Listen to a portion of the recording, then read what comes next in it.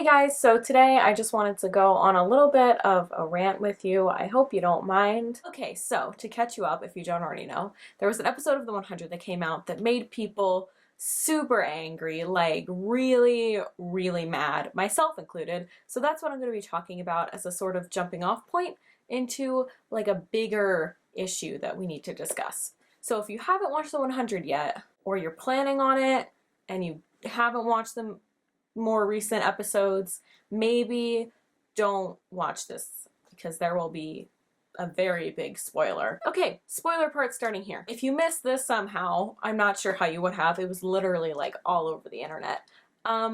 They killed off the lesbian character who had been developed so well up until that point.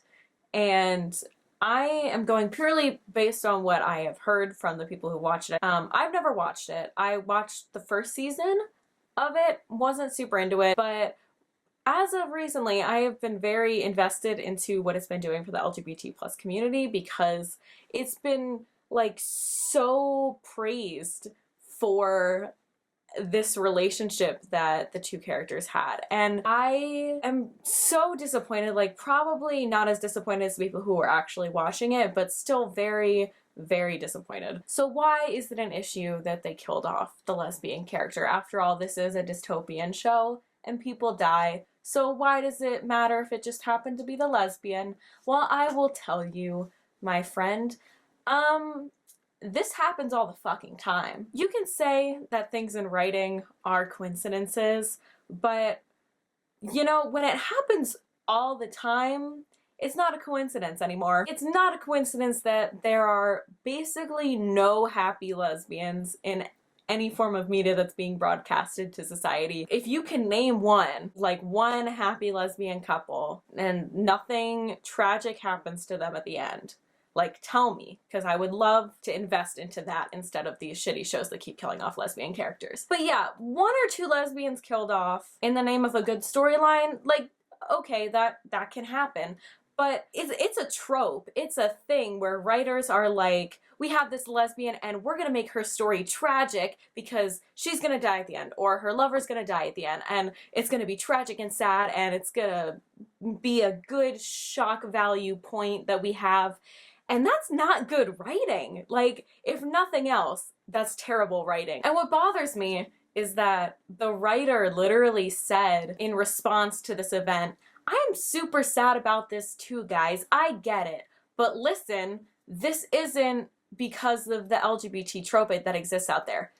And then he added, I don't even want to talk about the trope. He doesn't want to talk about it. He doesn't want to talk about the trope that he fucking committed. Like, what? He defended his decision in killing off the character because he felt that it was the best way for the story to go. And I just want to know why the best way for the story to go is for the lesbian to get killed off and for Clark to presumably end up back in a heterosexual relationship with Bellamy. I want to know why that's the best decision, because honestly, it seems like that happens in every other fucking TV show. You want to resort back to the originally planned heterosexual romantic subplot that you had in the first season. That sounds so original. I've never read anything like that before. To me, that doesn't sound like the best or most original storyline. And I think that if you are really worried about writing the best storyline for your characters, you would have considered possibly doing something a little different. And you would also consider the thoughts and opinions of your entire fan base. And pretty much everyone I saw talking about it was upset because they had their hopes up that this would be the one show where they were represented fairly and where it wasn't a tragic ending for the lesbian character, and that something good could happen for the LGBT community in television. And then the show let them down, just like every other show. And that's super sad and depressing. And it's really sad to think about the queer viewers who are watching this show looking for some kind of hopeful perception of their identity and thinking, hey, this is like me, and then immediately gets shot down. Actually, that's another point. If you're gonna kill off your lesbian character and let all your viewers down, at least do it quickly, because in this I feel like there was a lot of buildup to this really great lesbian character, and that's why everyone's hopes were so high, because they let it go on for so long. So like, tip, if you're gonna fall into that trope and make your thing shit, at least make it shit early on so we can get out. I think it's hard for privileged groups to understand how important representation of marginalized groups really is, because in your mind it's like, okay, this one lesbian character died. And yeah, it happens a lot, but like, why does that matter? It matters because people gain so much perspective through the media.